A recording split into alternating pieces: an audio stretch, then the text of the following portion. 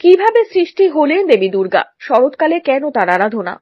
মহিষাসুরের অত্যাচার থেকে ত্রিভুবনকে রক্ষা করতে সকল দেবতার তেজ থেকে সৃষ্টি হয় দুর্গার। সব দেবতারা নিজেদের অস্ত্র ও অলঙ্কারে তাকে সজ্জিত করেন। জেনে নিন পুরাণে বর্ণিত দুর্গা সৃষ্টির কাহিনী।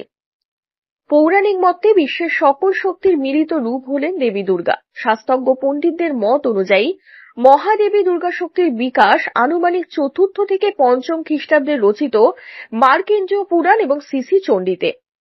তবে সূত্রপাত হয় মহাভারত, বিষ্ণু পুরাণ, হরিবংশ, দেবী পুরাণ, ভাগবত ও বাসন পুরাণ। মহাভারতের বিরাট পর্বে ও ভীষ্ম পর্বেও দুর্গাস্তব আছে।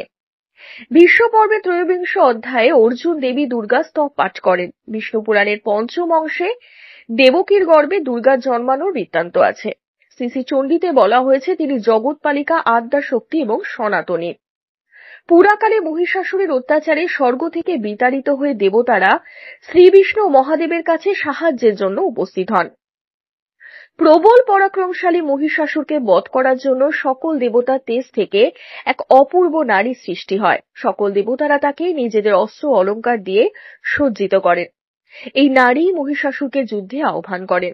প্রচন্ড যুদ্ধের পর ত্রিশূল দিয়ে গেঁথে মহিষাসুরকে বধ করেন দেবী দুর্গা।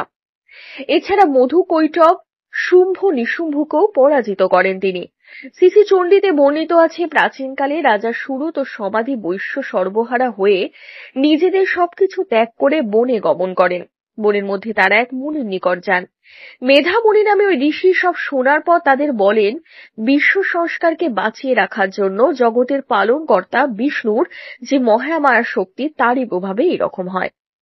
সেই মহামায়া প্রসন্ন ও বরদা হলে মানবের মুক্তি লাভ হয়। মুনির উপদেশ পেয়ে সুরত সমাধি মাটির প্রতিমা গড়ে ৩ বছর কঠোর তপস্যার পর দেবী তুষ্ট হয়ে তাদের দেখা দেন এবং মনোবাঞ্ছা পূরণ করেন। পরবর্তীতে বসন্তকালকে দুর্গাপুজোর উপযুক্ত সময় নির্ধারণ করে বাসন্তী পুজোর প্রচলন করেন।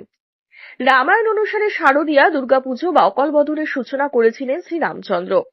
তিনি রাবণের হাত থেকে সীতাকে উদ্ধার করার জন্য লঙ্কা গমন করার আগে অকাল বোধন করে শরৎকালে দুর্গাপুজো করেন।